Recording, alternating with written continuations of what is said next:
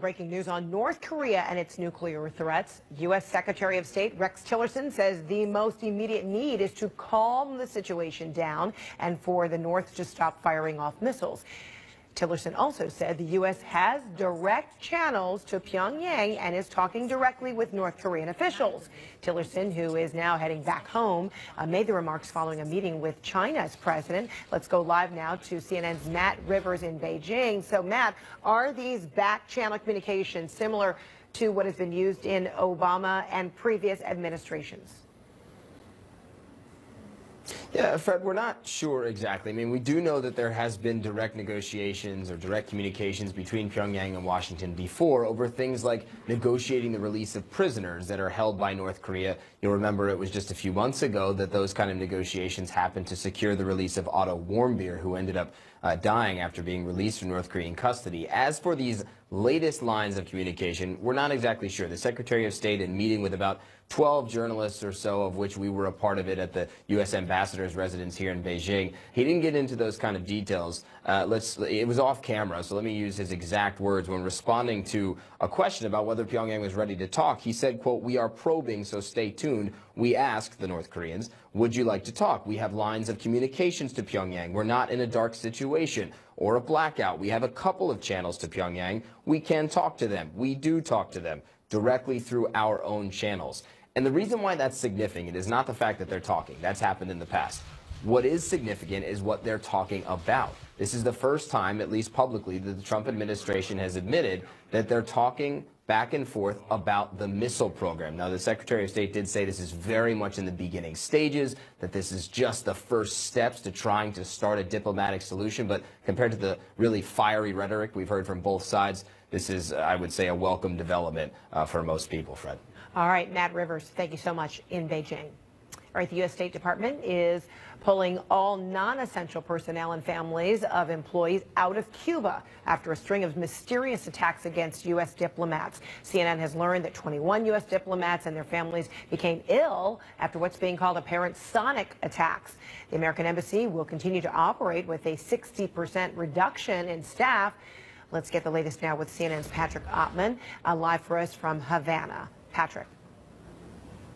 Yeah, hey, Fred, it wasn't that long ago that we were talking about how U.S.-Cuban relations were on the mend. The two countries' Cold War enemies had restored diplomatic relations, reopened embassies. President Obama came to visit, as did tens of thousands of American visitors aboard U.S. cruise ships and airplanes. But just in the last few weeks, U.S.-Cuban relations have hit a new low.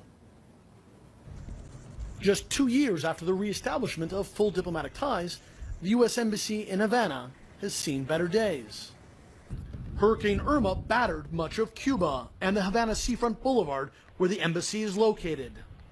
U.S. diplomats are still picking up from the storm and now are facing another calamity. Diplomats' families and non-essential personnel are being ordered to return to the U.S. after at least 21 members of the embassy staff were targeted by what U.S. officials say could have been sonic attacks. We have it under evaluation. It's a very serious issue with respect to the harm that certain individuals have suffered. We've brought some of those people home. U.S. officials believe that starting last November, devices that emit sonic waves could have targeted U.S. diplomats while they were in their homes or staying in hotels. Who is behind the attacks and the motive is still unclear. Cuban officials deny responsibility and say they are investigating the incidents.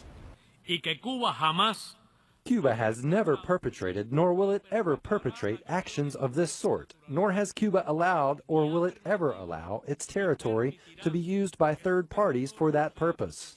U.S. officials say they believe the Cubans know more than they're saying, and that what they call rogue elements of the island's formidable intelligence services could be involved.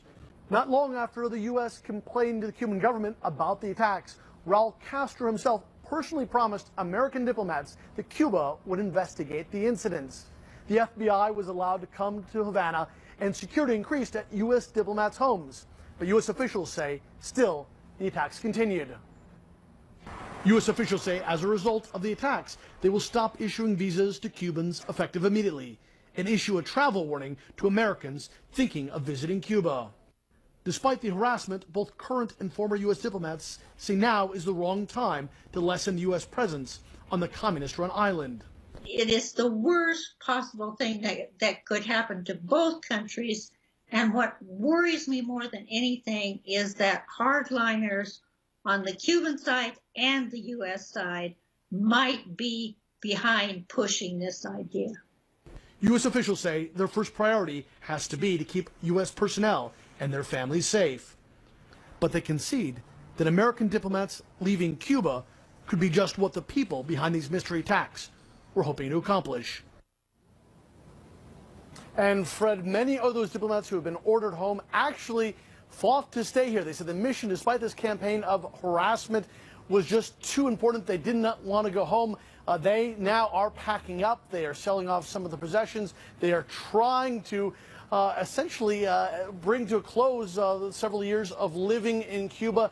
And later next week, they're expected to get on a plane and go back to Cuba, leaving a greatly reduced U.S. embassy. It's only going to be here for emergency situations, no more visas, and will be doing a lot less than it has in the past, Fred. Wow, so packing up and leaving and selling things, leading one to believe that they don't feel like they'll ever be able to come back, that there's some real permanence in this vacating as a result of this medical crisis.